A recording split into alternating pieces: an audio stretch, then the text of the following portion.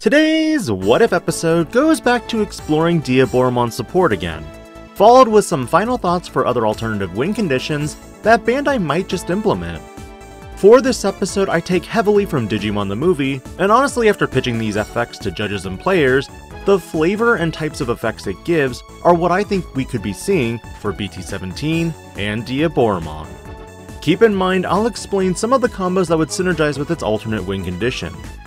For the first suggested card, with powerful rookies like Agumon, Gomamon, Palmon, and Patamon in BT14, and even future variants of Biyomon, Gabumon, Tentomon, and Gatomon in BT15, I anticipate Keramon would get something equally special. For my suggested Keramon, this Digimon would purely be a secondary searcher for the deck, revealing the top 5 cards and adding one Digimon with unidentified in its traits. Because Diaboromon's focus and adventure is lacking of a tamer, canon-wise anyway, I opted not to include the Errata Sonata for this. However, unlike BT5 Keramon, who does not have an inheritable effect, this one does. Its inheritable effect is at the start of your opponent's turn. By deleting one of your Diaboromon, this Digimon is unaffected by your opponent's card effects for the turn. Previously, this deck was missing protection from DP Reduction, D-Digivolve, and Bounce. But now, at the expense of one of your tokens, blanket protection through your opponent's turn is now possible. However, if you don't have a token to delete, say goodbye to this opportunity. Now, while it is true that Kurisarimon did not make an appearance in the movies, I am going to bring up another variant. This one has an on-play and when digivolving effect that reveals the top card of your opponent's security stack. If it's a Digimon card, gain 1 memory. If it's a non-Digimon card, you may play 1 black tamer from your hand without paying its cost. Then you get to decide whether the revealed card goes on top or bottom of the security face down. This card takes from current black effects that while you do have many options to do this, you won't necessarily have the consistency to do so.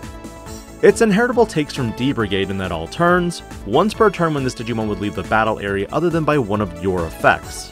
By deleting one of your other Diaboromon, prevent it from leaving play.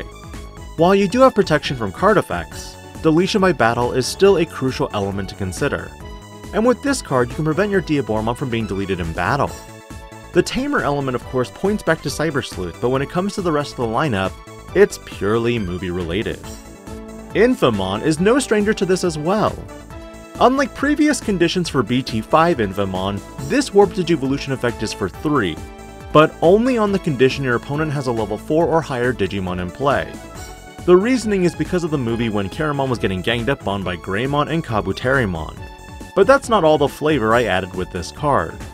When digivolving, D-Digivolve 1 on all of your opponent's Digimon. If you have less Digimon than your opponent, for each additional Digimon they have, apply this effect again. Then delete all of your opponent's level 3 Digimon. One problem with Diaboromon decks other than protection is honestly the lack of removal. With this Digimon, you now have the added bonus of being able to not only de-Digivolve the board, but also delete level 3 floodgates that may prevent you from going off with Diaboromon's effect. Considering in the movie as well, that when Greymon and Kabuterimon attempted to Digivolve up to their respective ultimate levels, Infamon put a stop to that, putting them back to Agumon and Tentomon. While the Warp Digivolve is nice, you do miss out on the level 4 inheritable that could be amazing, whether it be Rush or Memory Gain. But for the final card of this What If episode and prediction for Diaboromon's alternate win condition, I place the winning condition on this card. This Digimon may Digivolve from Infamon for 3. Additionally, it has a start of main phase effect, that if you have 10 or more Digimon with Diaboromon in their name in play, you win the game. All turns, this Digimon gets plus 1000 DP for each other Diaboromon you have in play. But the big question I'm sure many of you are asking is, how does Diaboromon get remotely close to 10 tokens? The answer is its end of turn effect. End of your turn, play 1 Diaboromon token for each Diaboromon you currently have in play without paying its cost. While standard effects of Diaboromon have been to play 1 token, or rely on Errata Sonata to do so, this Digimon can double the number of itself in play, similarly to the scene in which he asks, who can count backwards from 10? My original thought for this alternate win condition would be to keep this on the field for 10 turns, but in all honesty, not many Digimon games I've played ever last this many turns. Hence, doubling tokens would be the next best thing. Assuming you don't even have Errata Sonata in play, From this Diaboromon alone, the end of your first turn you go into this Digimon, you'd have 2 Diaboromon in play, then 4 on the second turn, then 8, and then 16. A 4-turn clock with insane buffs. But as strong as this win condition is, there are of course the obvious counters. Cards like Crimson Blaze and floodgates like Gatsumon, Pillowmon, and Pomumon would be natural counters to the deck and prevent the tokens from being played at all. Infamon is a great way around the floodgates, while Crimson Blaze can remove all the tokens if there's no DP buff. Also thematically speaking, if Diaboromon deletes 1 token to prevent itself from being affected by your opponent's card effects for the turn, even cards like BT1 Omnimon would wipe away all the tokens and leave the original Diaboromon in play. Another throwback to the movie scene, and setting up the final showdown. BT17 has also made announcements of level 7 Ace Digimon, which who knows? Maybe Omnimon Ace has an effect that when attacking, deletes all Digimon of the same name once per turn. While the DP buff is insane, I'll allow it mainly for the fact that many archetypes are overdue for some support. And in my mind, Raid War Greymon has been one of the worst things to playtest against with Diaboromon, especially if you're going the control route.